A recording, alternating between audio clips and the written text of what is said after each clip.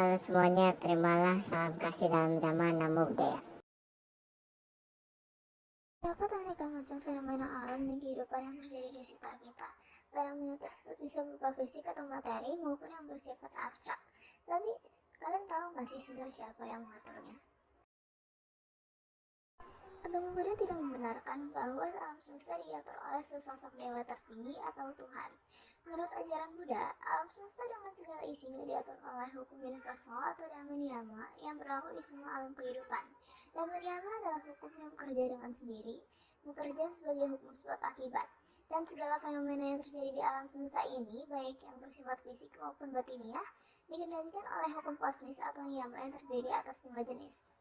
Dan di video ini kami akan membahas lebih dalam lagi tentang kelima jenis niyama tersebut sekaligus dengan nilai-nilai religius tentang niyama. Namun sebenarnya apa itu niyama? Niyama adalah hukum kehidupan yang mengendalikan alam semesta dan isinya. Dalam agama Buddha, hukum universal atau tertib kosmis terdiri atas 5 niyama, yaitu utu niyama, bija niyama, cita niyama, kama niyama, dan dhamma niyama. Yang pertama yaitu utu niyama. Utu niyama adalah hukum yang mengatur tentang fenomena alam, mulai dari terjadinya hujan, bencana alam, temperatur, cuaca, halilintar, angin, ombak, matahari, sampai dengan terbentuk dan hancurnya bumi, planet, tata surya, atau segala bentuk fisik yang terbentuk dan hancur yang berkaitan dengan energi. Bija niyama.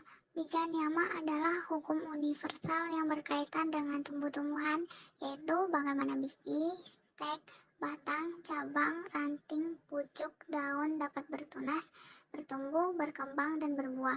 Contoh lainnya adalah perkembangan hewan atau tumbuhan, mutasi gen manusia, pembuahan, pertumbuhan biji menjadi tumbuhan, pembentukan janin, pertumbuhan sel, dan sebagainya. Yang ketiga adalah kama niyama.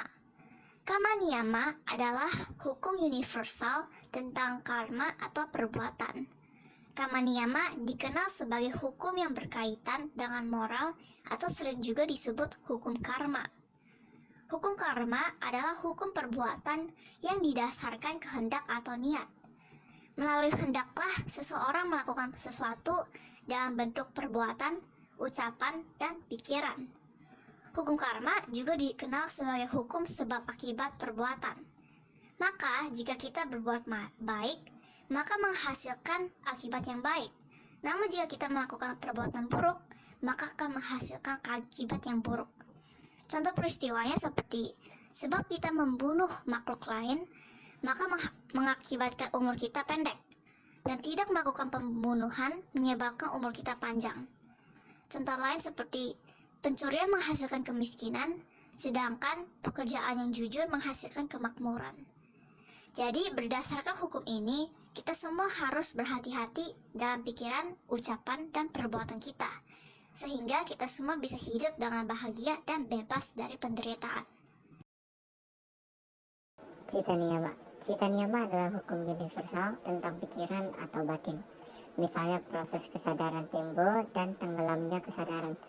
Kekuatan, pikiran, kesucian batin, sotapanna, sakadagami, anagami, dan arahat. Contoh dari cinta niyama. Contohnya adalah kekuatan batin, misalnya seolah-olah seseorang dapat melayang-layang atau berjalan di angkasa. Menyelam dalam tanah, memperbanyak diri, mengetahui pikiran orang lain, dan lain-lain. Dhamma niyama. Dhamma niyama adalah hukum universal tentang segala hal yang tidak diatur oleh keempat niyama tersebut di atas. Dalam hal ini, yang dimaksud dengan dhamma adalah sila, samadhi, dan panna yang diajarkan oleh Buddha setelah ditemukannya. Contoh peristiwanya, saat kelahiran dan kematian Buddha, terjadi peristiwa istimewa di mana pohon-pohon berbunga meskipun bukan pada saat musimnya. Contoh peristiwa yang lain adalah saat terjadinya gempa bumi, ketika Buddha menentukan kapan beliau akan parinibbana dan pada saat mencapai parinibbana. Setelah mempelajari dan memahami kelima niyama ini, maka kita dapat menyampaikan kesimpulan bahwa tidak ada penguasa ataupun pencipta alam semesta, melainkan hukum tertib kosmis yang berunsur 5. Semua adalah hasil dari sebab dan akibat yang muncul dan lenyap setiap saat. Dunia memiliki awal dan akhir, serta terdapat sebab yang disebut hukum alam atas pembentukan dan kehancuran setiap dunia. Dan hukum alam ini ada selamanya dan terus berjalan dalam ruang waktu yang tak terhingga. Itu dari kita, terima kasih telah menonton video kita. Jangan lupa untuk like, share, and subscribe. Namo Buddhaya.